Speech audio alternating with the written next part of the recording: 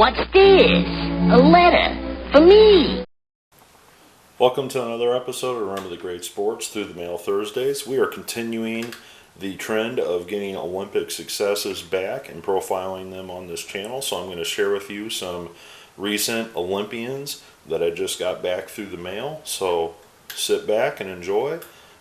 So the first one is postmarked from Colorado, and it is former long distance runner Frank Shorter on 1, 2, an upper deck card, and another upper deck card. So 404 for Mr. Frank Shorter. Shorter was actually born in Munich, Germany, to a military family where his father was in the United States Army. At a young age, his family relocated to the United States, to New York, where eventually Frank would wind up going to college at Yale University in Connecticut and earning his Bachelor of Arts degree. Shorter first achieved distinction by winning the 1969 National Collegiate Athletic Association 6-mile run title during his senior year at Yale. He won his first U.S. national titles in 1970 in the 3-mile and 6-mile events. He also was the U.S. national 6-mile, 10,000 meter champion in 1971, 74, 75, and 77. After graduating from Yale, Shorter chose to pursue a degree in medicine. However, he decided to change that and decided to focus on getting his Juris Doctor, or becoming an attorney, and went to the University of Florida, Gainesville, because of the excellence of environment and an opportunity to train with members of the Florida Track Club.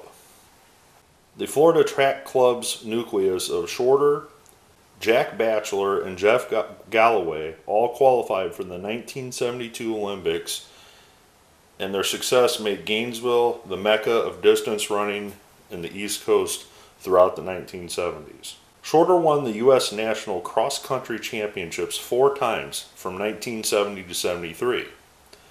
He was the U.S. Olympic Trials Champion in both the 10,000 meter run and the marathon in both 1972 and 76. He also won the 10,000 meter run and marathon at the 71 Pan American Games.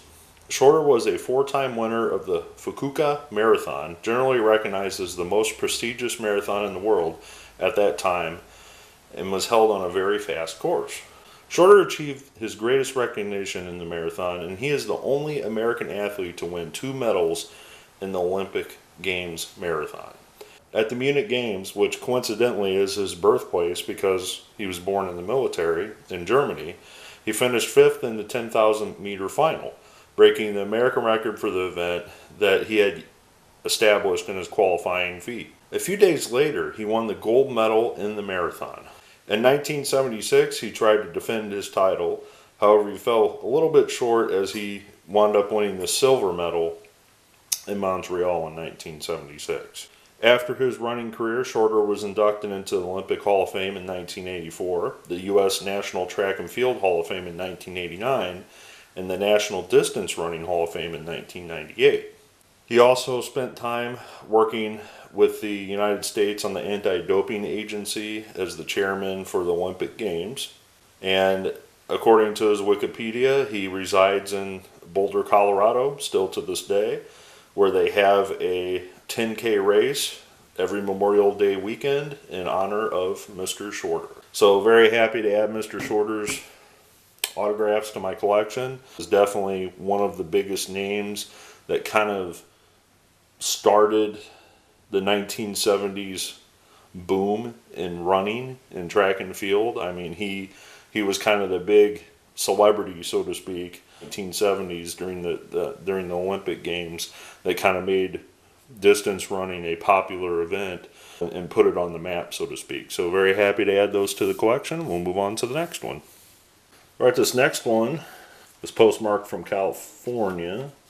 It is another distance runner, and Billy Mills on 1, 2, 3, and a 4th upper deck card. So let me tell you about Billy Mills and his career in track and his amazing story. William Mervyn Mills was born in Pine Ridge, South Dakota, and was raised on the Pine Ridge Indian Reservation for the Oglala Lakota Nation. His Lakota name, Tamochke Tahila, loosely means loves his country or respects the earth. Mills was orphaned when he was just 12 years old and took up running while attending the Haskell Institute, which is now known as the Haskell Indian Nations University in Lawrence, Kansas, where he won the 1956 Class B state championship in cross country. He attended the University of Kansas on an athletic scholarship and was a three-time NCAA All-American cross-country runner. In 1960, he won the individual title at the Big 8 cross-country championship. While he competed at Kansas, the track team won the 1959 and 1960 outdoor national championships. After graduating in 1962 with a degree in physical education, Mills entered the United States Marine Corps. He was a first lieutenant in the Marine Corps Reserves when he competed in the 1964 Olympics. That's just completely amazing. Mills qualified for the 64 Summer Olympics on U.S. track and field team in the 10,000 meter and the marathon. The favorite in the event was an Australian who held the world record at the time. The runners expected to challenge him were defending champions from the Soviet Union and New Zealand who had won the 5,000 meter 1960s Olympics. Mills was largely unknown as a runner. He had finished second to his teammate, actually, Jerry Lindgren, in the U.S. Olympic trials. His time was actually 1 minute slower than the Australian champion. Halfway through the race, Mills and two other runners were still keeping pace with the Australian champion.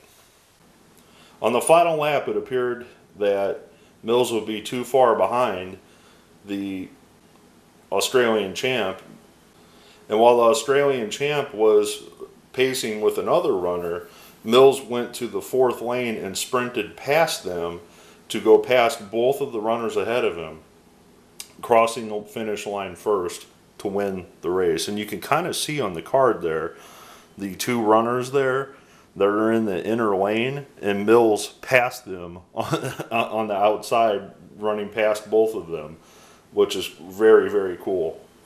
And this was something that, this was on television at the time. Being that Mills was virtually unknown at the start of this event, it was just amazing that he beat not just his teammate, but he also beat the heavy favor, the Australian Clark, that was, supposed to win the event. So Mills went down historically as an Olympic champion in those 1964 games, winning the gold medal in Tokyo. I just think it's awesome to see another Tokyo athlete from the 64 games talking about them here in 2021 with the Tokyo Games. After his career ended, he would continue, becoming a motivational speaker. He helped co-found a nonprofit, Running Strong for American Indian Youth. Also, it says on his Wikipedia page that he does a lot of work with type 2 diabetes because he is a type 2 diabetic, and he's written a couple books as well. So very happy to add the underdog, Billy Mills, to the collection.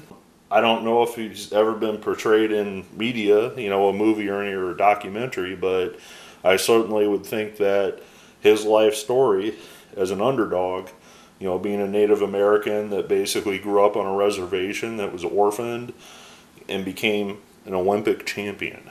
I mean, that's just an amazing story. So, very happy to add Mr. Mills to my collection. We'll move on to the next one. All right, so this final one is postmarked from Atlanta, and it is from former athletic track and field star Ralph Boston on two of the Olympic cards. And he also signed this one, and it is signed in the absolutely worst possible place right here in pen. And you can't even see the autograph. So we'll chalk that one up as a loss, I guess, because it's just a really, really lightly written in ink pen there. But with that said, he also signed the index cards. So that more than makes up for the loss of the card, I guess, there. and he signed 2 index cards, and best wishes Ralph Boston and health and happiness Ralph Boston. So let me tell you about Ralph Boston and his amazing career in track and field. Boston was born in Mississippi and was a student at Tennessee State University when he won the 1960 National Collegiate Athletic Association title in long jump. In August of the same year, he broke the world record in the event held by Jesse Owens. So this guy broke one of Jesse Owens' record, which is just amazing to think that he did that. Well, not only was he a long jumper, but he also competed in sprint, hurdles, high jump, triple jump, and the pole vault. Well, in 1960, he qualified for the Summer Olympics in Rome, where he took the gold medal at the long jump, setting an Olympic record at 26 feet and 7.5 inches while narrowly defeating American teammate Bo Roberson by a mere centimeter. So his teammate, he just outdid by a centimeter. A centimeter. That's just crazy. After the 60 Olympics, Boston won the AAU National Championship in the long jump 6 times in a row from 1961 to 66. He also had the longest triple jump for an American in 1963. He returned to the 64 Olympics in Tokyo as the world record holder after losing the record to Igor Tyovsenian, then regaining the record a couple of months before the Games in Jamaica and improving it at the 1964 Olympic trials. Well, unfortunately, he did not win the gold in Tokyo in 1964 and finished with the silver medal that year in the long jump event. Well, he would compete again in the Pan American Games in 1967 in Winnipeg, and then would return to Mexico City in 1968 to again try to set the long jump record. Well, this time he finished third and won the bronze medal in the long jump in the 1968 Olympics. After competing competitively, he moved to Knoxville, Tennessee, and worked for the University of Tennessee as a coordinator for minority affairs and assistant to dean of students from 1968 to 1975. He was a field event reporter for CBS Sports Spectacular coverage of domestic track and field events, and he was inducted into the U.S. Track and Field Hall of Fame in 1974 and into the U.S. Olympic Hall of Fame in 1985. So, very happy to add Mr. Boston's autograph to my collection. Again, this one didn't turn out great. You can kind of see the autograph there, but it's just very light. But it certainly was made up for when he signed the Protector Index cards. I was not expecting him to sign those, which was kind of nice. I'm also very, very happy to add Mr. Billy Mills to the collection as well. You know, Mr. Mills, you know, being a Native American, like Jim Thorpe, the great Jim Thorpe who competed in the Olympics, just an amazing, amazing athlete. I also want to thank Mr. Frank Shorter for signing as well. You know, all 3 of these men were synonymous with track and field during their day, and still to this day need to be remembered as some of the greatest track and field long distance runners in the history of Olympic sports. So I hope you enjoyed this episode. I look forward to your comments below, and I hope you're enjoying the Olympics. And as always, happy collecting.